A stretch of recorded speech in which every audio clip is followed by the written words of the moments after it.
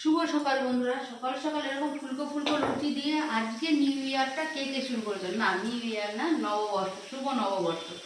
তা আমি শুরু করেছি, বর কিন্তু সকালবেলা ডিউটি চলে গেছে, সেই নিয়ে বাড়িতে একটুখানি কুরুক্ষেত্র হয়েছে, কারণ তার আজকে অফিসে আছে নববর্ষের পার্টি অনুষ্ঠান। তাই এখন আজকে নববর্ষ পালন করবো হচ্ছে মা আর দুই ছেলে মিলে। সেই জন্য আপাতত গরম গরম ফুলকো ফুলকো লুচি ভাজতে বসে দিয়েছি, লুচি খাবো, তারপর বেলার রান্নাবাড়ির প্ল্যান করব। ছেলেকে পাঠিয়েছি দোকানে, বড় ছেলেকে কিছু আনতে, সেটা কি আনছি না আনছি সেটা পরে দেখাবো। আপাতত